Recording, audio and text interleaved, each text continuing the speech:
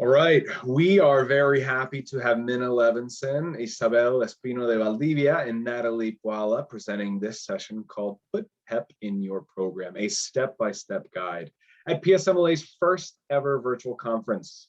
My name is Rich Madel, and I will be hosting this session along with Silvina.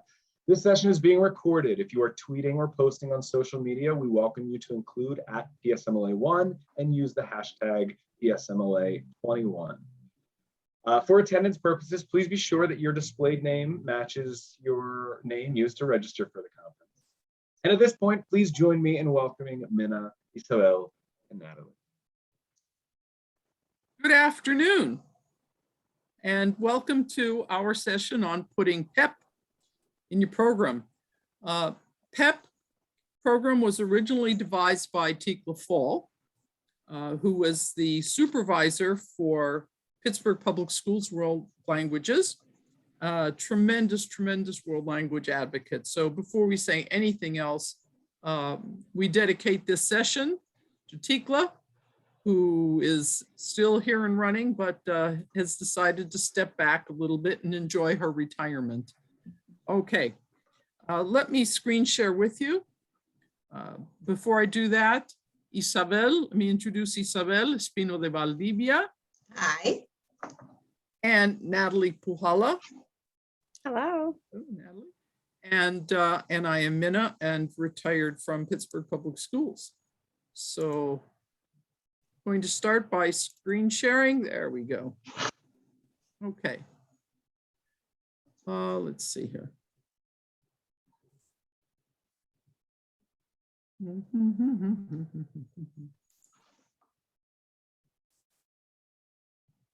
All right. So first thing everybody needs to know is that PEP, the purpose of PEP is to recognize exemplary foreign language programs. I need to put this down. Okay. Is to recognize exemplary programs at the high school level in Pennsylvania. Also, we are encouraging any school, regardless of its level, to use the very specific indicators and all of the protocol for the PEP to improve what you have and to move forward. This is wonderful, especially administrators like to see very detailed material. And we went backwards. Okay. I'll let you take a moment to read the screen.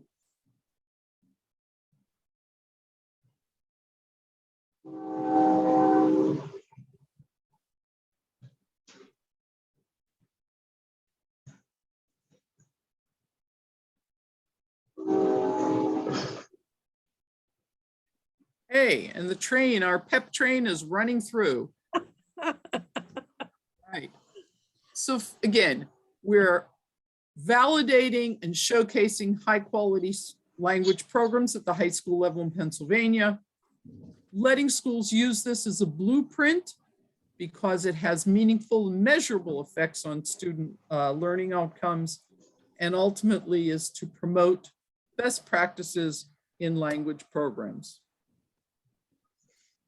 It's not a competition, period. So any school that meets the criteria will be so noted. It is open to all high schools in Pennsylvania, public, private, charter, whatever.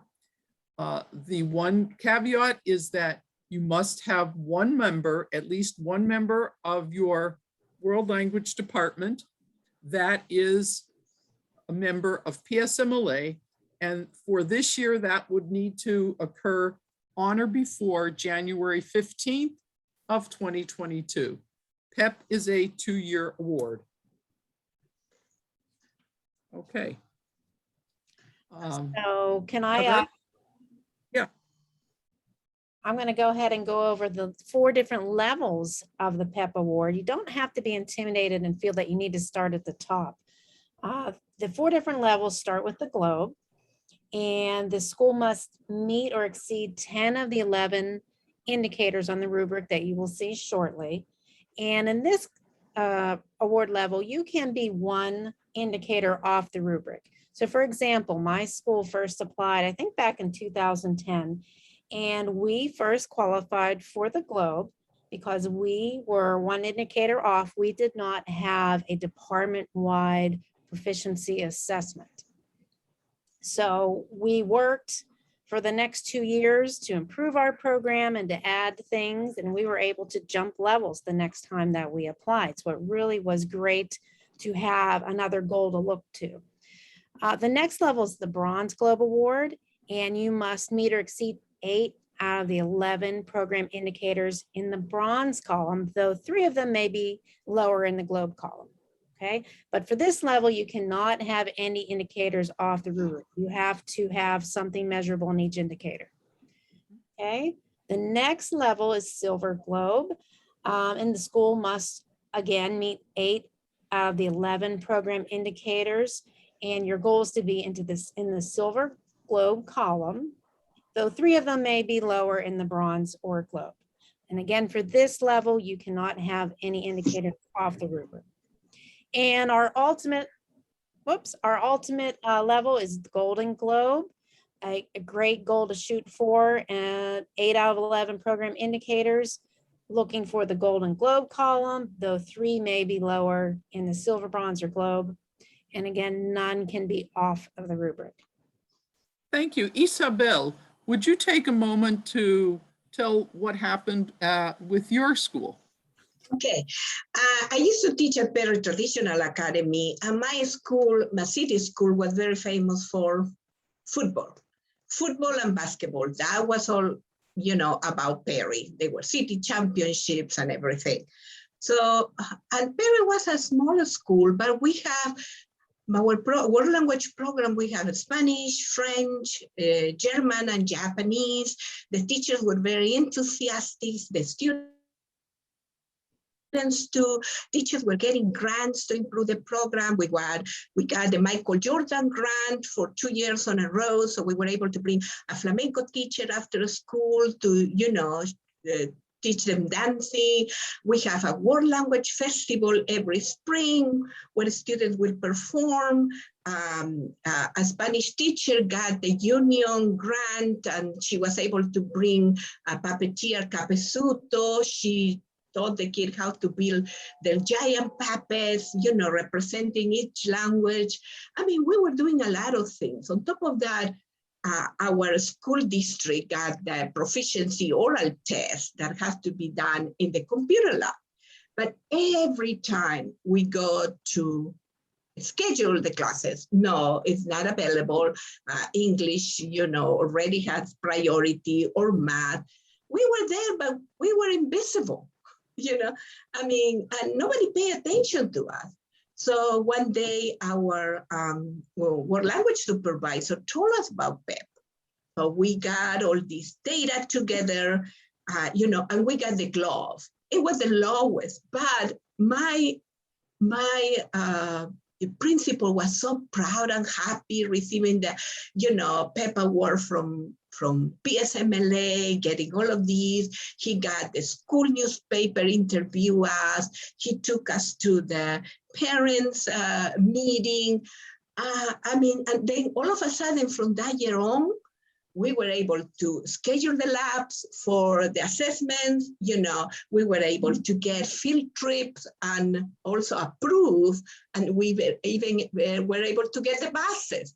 So, I mean, you know, I'm always going to be so thankful to this program because they gave us validation, they gave us visibility, and we kind of gained our place in our school. So I really encourage everybody to do it. Thank you. No, thank you very much, Isabel.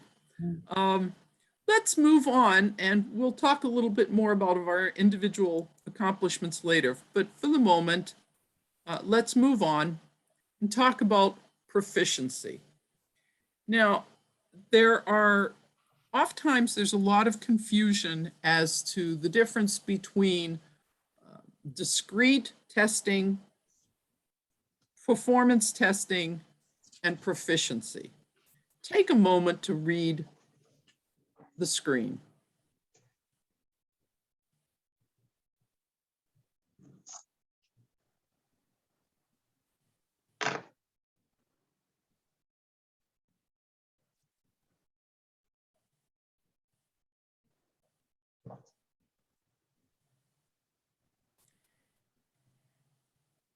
For me, the two key phrases here are spontaneous and non-rehearsed. And if you look in the ACTFL or any kind of testing, you will see that there are tests from distinguished, superior, advanced, intermediate, and novice, and then major levels from there are subdivided. Rather than pile on a lot of information here, note that at the bottom I've put the link to the ACTFL resources for performance descriptors. Now they use the word performance, but truth be told that majority is proficiency. And if I am proficient, that means that somebody asks me a question, somebody says something to me, I need to react. Not that I've written it before and that I've practiced it, and they're not going to ask me A, B, C, D, maybe they will, but in a situation, so I'm in a situation and somebody says to me, well, what's the best way to get from this store to the Plaza Mayor? Okay. And I am able to respond. Now, there are different levels of my response. I may be very cryptic in using words, but I can get the person from point A to point B. I may be more fluent and more flowery, using more complex language, but again, I've accomplished the same thing. So the testing, and you'll see this on indicator number 8, the testing for the PEP is using proficiency testing, spontaneous, non-rehearsed. And then there will be different levels within that. So if my understanding is these will be available and you can go into the ACTFL resources. What we don't want is for PEP is people submitting evidence and it's got A, B, C, D, and it tells what percent of the multiple choice that you got right. That's recognition. It's in a form of interpretive, but it surely is not spontaneous response. This is what the rubric looks like. Now, there are a lot of words on here. Let's go through. You can take your time and go to the PSMLA website. We'll get back to that later on. But on the left, it tells all of the 11 indicators. All right. Maintain high percentage of total world language enrollment. So this is going to be the number of students that are enrolled in world language programs in your school. The extended sequence, at least one commonly taught language. Do you have at the high school level Spanish 1, 2, 3, 4, or 1, 2, 3, 4, 5, 6, etc.? Do you retain the students? How many students are in grade 9? And how many of those same students as a percentage are taking higher level courses? You do the math. Do you have a choice of languages in a 4-year sequence? Do you offer French for 4 years? Do you offer Spanish for 4 years? German? Then there are the less commonly taught languages, Japanese, Chinese, perhaps Portuguese. Maybe you're teaching Arabic. It could be anything. Does your school have any advanced placement classes, which would be considered level 5 or 6 normally? International Baccalaureate program. Straight level 5 class, even if it's not an advanced placement, or do you have college and high school? The next one is always an interesting one, and that is, are the classes scheduled at one level per period? If I were to say to you, hello, Mrs. So-and-so, just so you know, we don't have enough students this year in algebra, so we are going to put Algebra 1 and Algebra 2 together in the same class for you. And if we have anybody that's going on to trigonometry or to calculus, you know, we might have to put them in there. The parents would be hysterical. But how often, because they, oh, we don't have the numbers to justify it, do they mix levels in the foreign language? Implement key instructional practices. Are the teachers using the target language at least 90% of the time? Let me skip over 8 a moment. I'll come back. Number 9, engage in yearly staff development. There is a requirement for in-house, in other words, within your school, within your system, of language meeting. It could be departmental meetings as you're developing curriculum. It could be speakers coming into your building, many things. And the second half is what we call the outside. Are you attending courses at the university? Are you taking students on educational trips? Are you yourself attending PSMLA? Or are you attending ACTFL? Are you attending AATF, AATG, AATF, any group? Are you going to a special lecture? That would be considered outside. So you need 5 hours in and 5 hours out. 11 this year, and we'll talk a little bit that at the end, the special program features. Right now, we are in discussion because there have been some issues, given the fact that students have not been in school. The extracurricular programs that are normally featured in here, and we request 3, we're working to perhaps modify, but that's still in discussion. Go to number 8. Administer a district-wide standards-based proficiency assessment that cuts across language. There are a lot of possibilities. Certain portions of the AP exam are being accepted. Latin, there's a little bit different. But the idea is we want a test that requests that spontaneous, unrehearsed response. And so if I give you a multiple choice test and you submit evidence for number 8 saying, you know, 90% of the students got 95% on this test, well, that's not a proficiency-based assessment. That's discrete. All right. So what is a proficiency assessment, Natalie? So a proficiency assessment is something where you're looking for open-ended answers. It's not something that the kids can memorize ahead of time.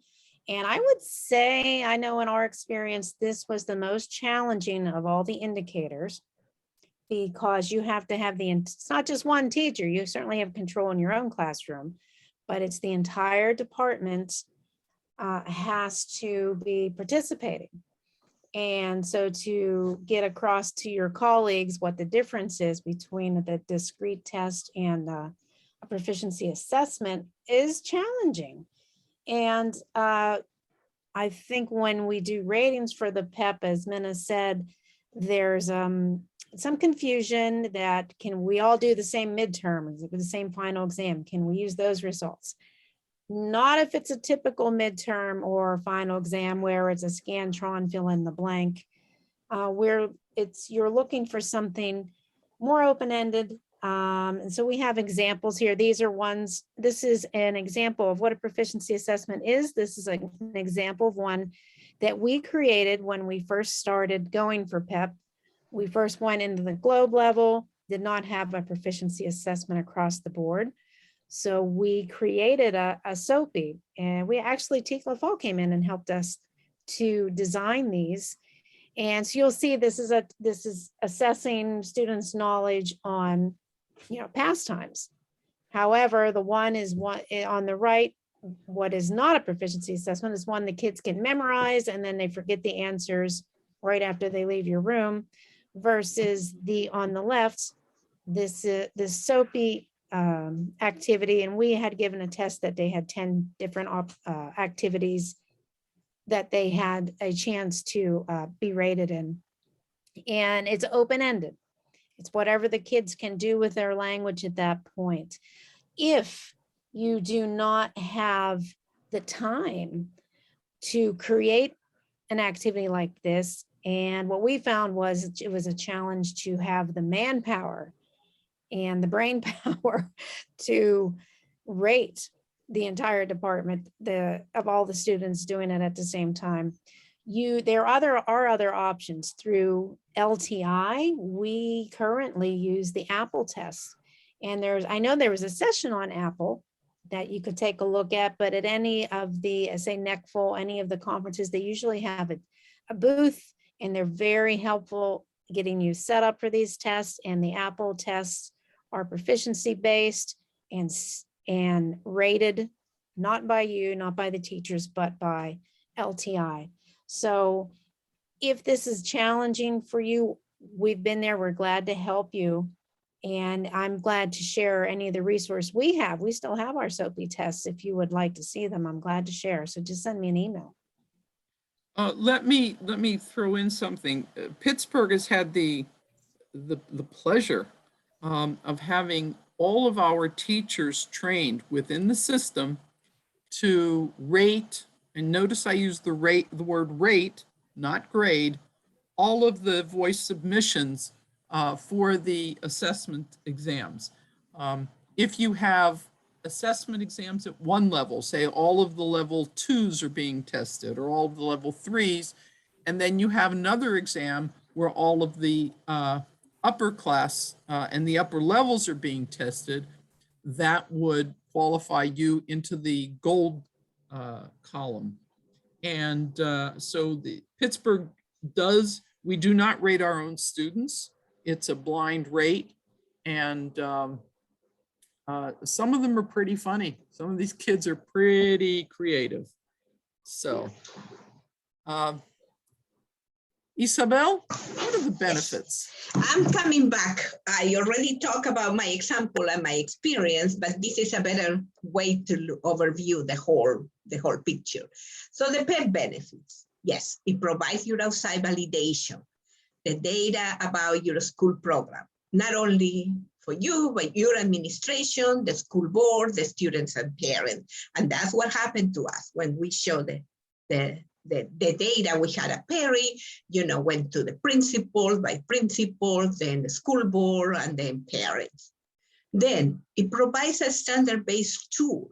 I mean, the PEP rubric is amazing. I know there are a lot of words, but then if you get the glove, from the glove, you can work up your way. It will encourage your department to collaborate, to focus, to improve your program. You can work out your way up to the silver, then to the golden one. And then it really will boost your student enrollment. Now, it provides an opportunity for PR, for advocacy during the World Language Week, the World Language Month. I mean, you can send your PEP award to your local news, the website, the PSMLA website, the school newsletters, and you will showcase the special features of your program. It is a very proactive strategy to safeguard program features and discourage deleterious program changes, especially now. Well, Absolutely. Natalie? I would love to chime in here because I feel like my district gateway, which is a district in suburbs of Pittsburgh, really was, for a good decade, we were the poster child for the PEP program. It was, I cannot say enough how powerful PEP was for our program and for me in my career. So I think about 2009, 2010, I was a brand new department chair.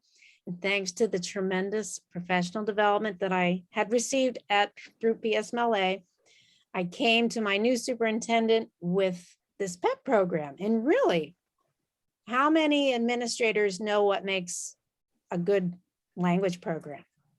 How many school boards are aware of what is good? What is a good way to run a language program? So I went to him with those indicators, and it was like our roadmap. And he was wonderful, and he bought in. He was impressed that we were taking the initiative to improve our program on our own. And he was completely supportive. And administration buy-in is important, though you can move forward even without that. But I would say we had results almost immediately. Our program improved. They uncombined our classes, which had for years, upper levels had been combined just because, you know, it just made sense for their scheduling.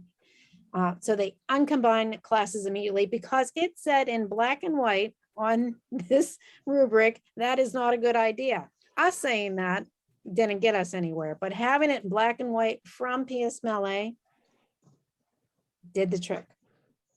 And all of a sudden, because we all had to belong to a professional organization, the district paid our dues for PSMLA.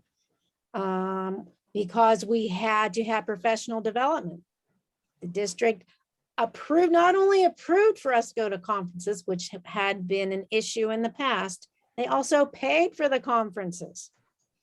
The same thing went for in-house professional development. It said on that rubric we needed.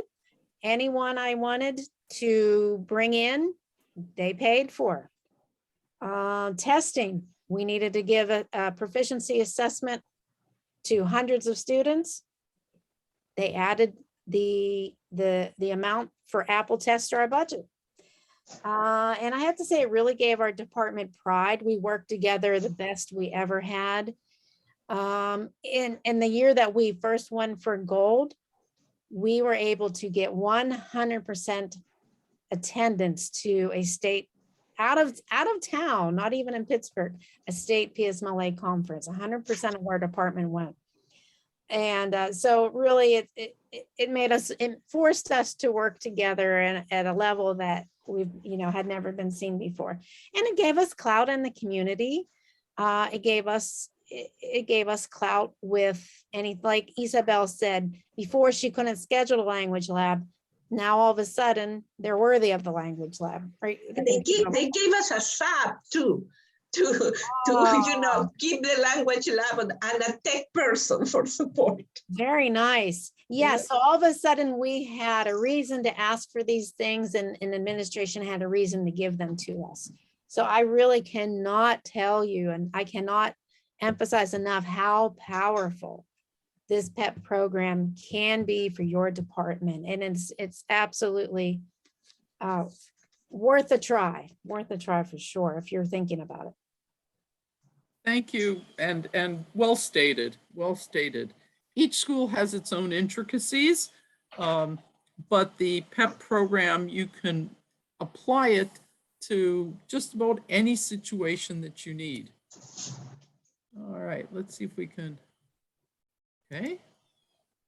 There we go, oopsie. All right, notice that the schools will receive a small token for the gold, silver, and bronze levels, and that is a voucher towards membership or can be applied to different PSMLA sponsored events. Also on the PSMLA website is the PEP Showcase and PSMLA newsletter.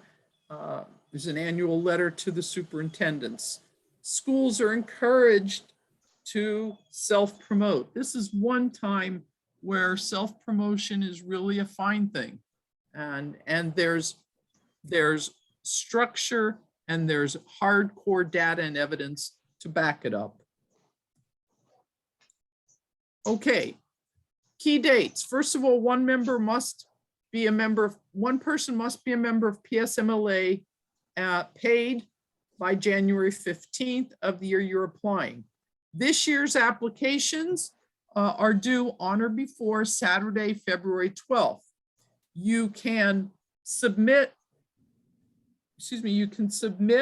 your application online, and there will be very specific instructions for that, or you can submit it in hard copy, and it'll be noted on there to send it to me.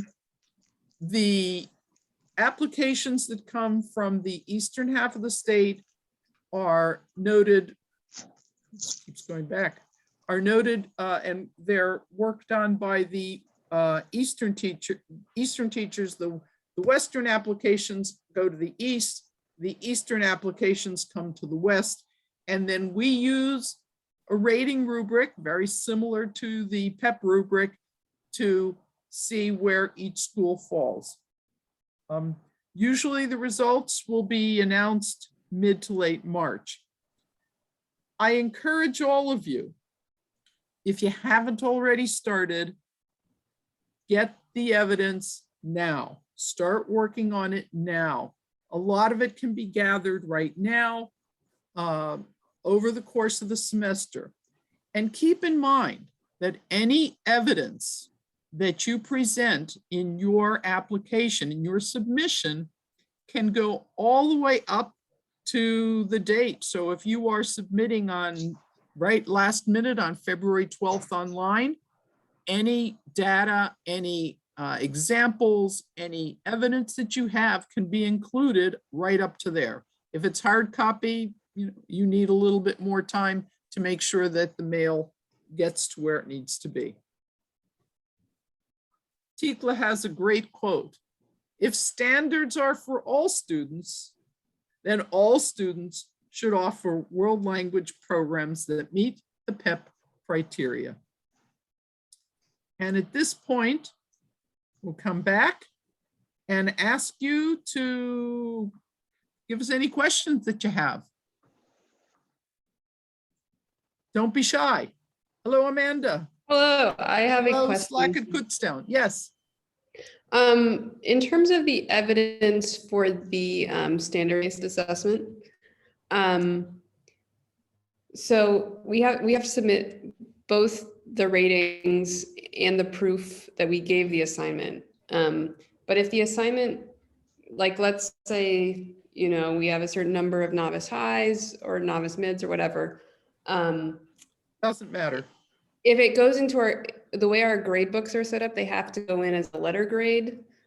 So would we submit both, like a screenshot of the grade book and the ratings? The grade book is really not necessary. Okay. The point is that all of the students are going through the assessment. Mm-hmm. Okay. So look, you provide the assessment for all of your Spanish 3 students or all of your French 3 students across the board.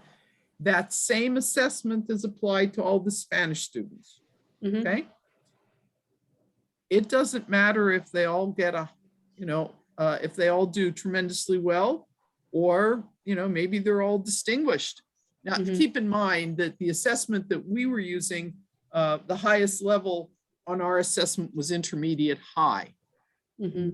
Okay, so, but point being, it doesn't matter how they score. It matters that they have been assessed for proficiency. So, but then we don't we have to provide proof that we gave the assessment? What you can do is give the print out the list of, you have to provide a copy of the exam. Okay, and then provide the list of names.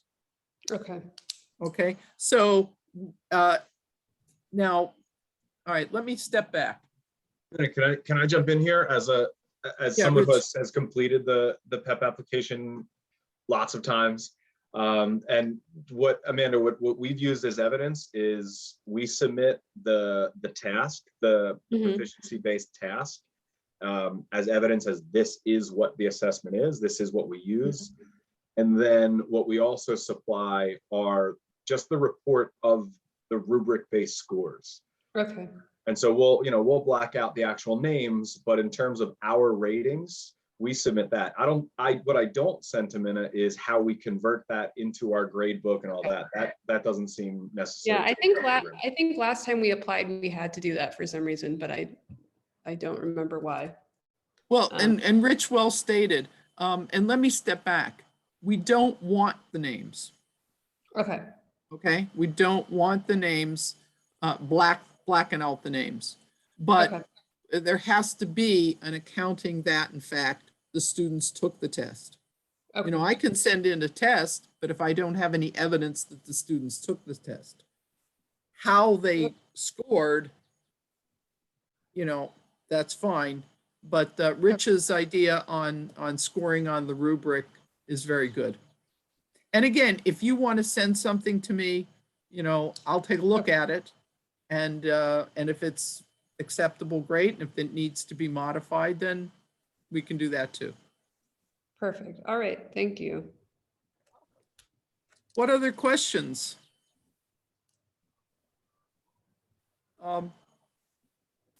Let me note to you right now, the PEP website has not been updated. And you know, I came out of the, hang on, go back here. Okay.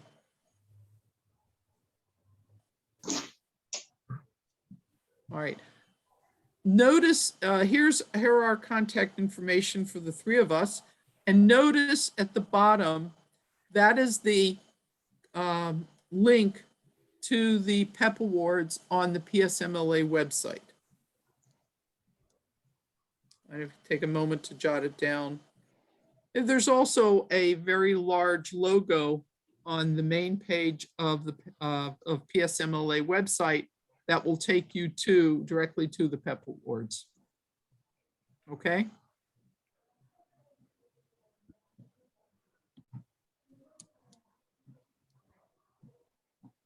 You have it down? I have a quick question. So Yes. why hasn't this been attempted with university programs? And it's maybe like another of my crazy ideas, because sometimes we don't know how to, I don't know, just highlight what we have in terms of our programs, and maybe that would avoid those programs being closed and erased from the face of the earth. So what can you tell me, Mina, about that, or anyone? I don't have a good answer for you, other than to say that the university programs usually prefer to do what the university programs prefer. And that's the best thing I can say to you. Second thing is that they have, that the universities have resources that most high schools don't have. Okay. So, and that can be a limiting factor, I understand. You know, our system has had it set up where we have the assessment and we're able to administer the assessments, and within the system, because we're large enough and the teachers are being trained, that we can actually rate the assessments. Okay. Other schools don't have that. Some schools prefer to pay the money and use something like the Apple, which is perfectly fine.